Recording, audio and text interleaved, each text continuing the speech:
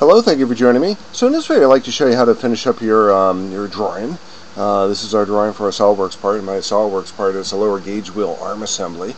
And we're going to consider this a part. It kind of comes together as a part because all these features and these different separate parts kind of come together into one unit. So what we're going to do with this film is we're going to kind of clean up our dimensions a little bit. So we already cleaned up the dimensions in our front view. Let's go to the section B view and see what we can do here. We have a 110 degree dimension over here to kind of show you where that where this ear is going to be mounted onto this part down here. There's another dimension that's associated with that, and that's a 1.5 inch dimension. So that looks pretty clean. We could probably take that 110 degree dimension, maybe take that tail and move that up a little bit. That's probably a little bit more clean there. 11 and 3.75, 11 and 3/8 of an inch is where that other location of that point is. So the way they put this down is they identify that point by putting a point there, put that 110 degree dimension on that thing for that ear, and then they weld it into place. Tack welded it first, or just spot weld it, put a couple tacks in there initially, and then do a full welding on it, if I understand it correctly, and how to get that put together correctly. So our view AA, there's not a whole lot of dimensions in here, but if we go to the detail here, remember I was telling you that how SolidWorks to try to populate the detail of as many dimensions as possible.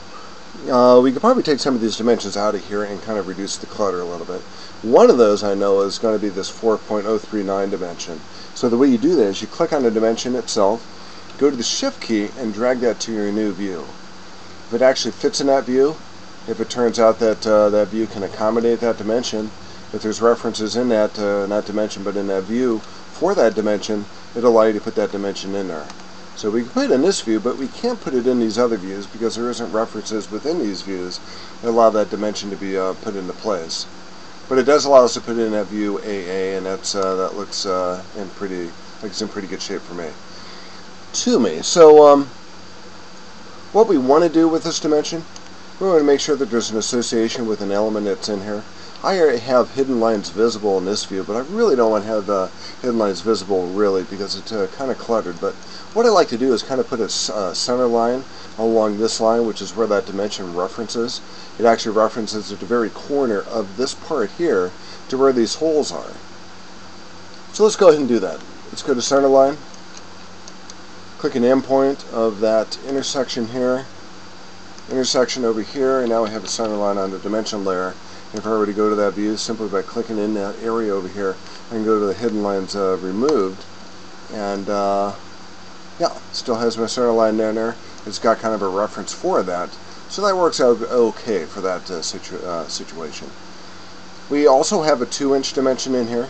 One is for the location of the holes, both on this part back here, and one is for that bent piece that gets welded to that part. So in a way that kind of creates a little bit of redundancy. So I'm going to go ahead and delete one of these dimensions. This 8-inch dimension doesn't look like it's really referencing anything here, but I believe if we took that dimension and drag that down here to our right view, it actually will show a little bit better. If I can get it down there. Remember, I'm doing this with my shift key depressed. It'll actually show where that dimension should go. It shows a little bit better where that dimension goes. Alright, so let's drag that out a little bit. Let's get a little bit closer. Clicking out dimension, shift key, put that on the bottom, and there we go. It was actually trying to make a reference to that bent part, so that kind of adds to the clutter here. But what it does is it defines where this angular piece is going to go in reference to that circle that's in there. So we'll go ahead and clean that up.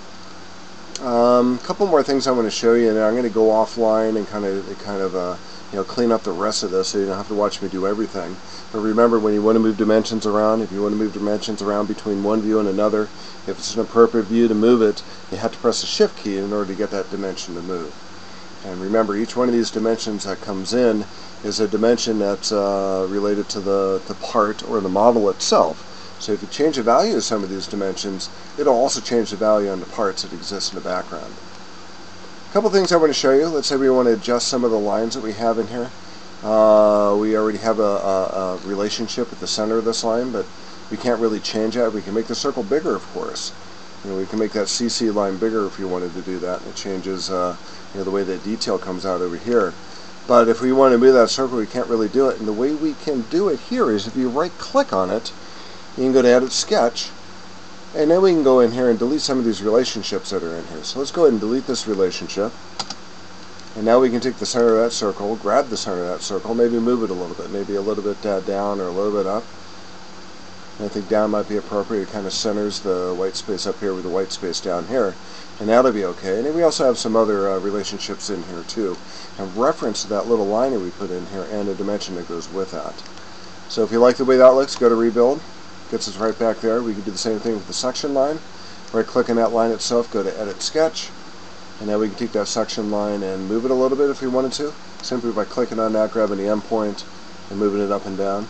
If you want to click on that line, or maybe the midpoint of this line, just like you can do when you go into sketching, and click on that line itself and provide a coincident relationship so that that section's always in the middle, we could do that too. So go to Rebuild, put our section arrow back in, and I don't know if you noticed that before, but when we edit this line for that view, it makes this crosshatched. If we go into the part and make modifications to the part, when you come back to this drawing, it comes back crosshatched. And what it's doing is it's kind of putting the view in the background with the expectation it's going to be updated by whatever modifications you're making to it. So as soon as you go to Rebuild, it goes back to where it was.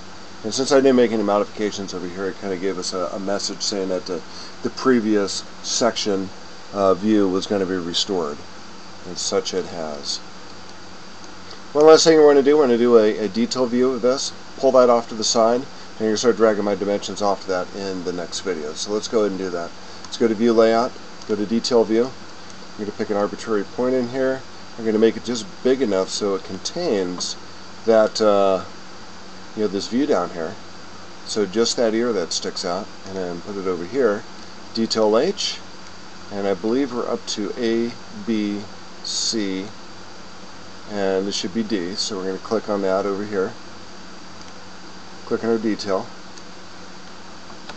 Let's go ahead and get out of that. Go to our detail, and then we're going to make that D, capital D. Put that in the appropriate layer. This is going to be Sheet Notes layer. Let's go to our font and change that. Make sure it's underlined. Go to OK. Now we're in pretty good shape. And I think the last thing you need to do is identify this as our isometric view. I will do that when I'm offline, and we'll have this a little bit cleaned up more when we come back. But to show you what I'm going to be doing, I'm going to take a lot of the dimensions that are associated with that ear and the size of that ear, and the dimensions over here in reference to the ear where that ear is placed.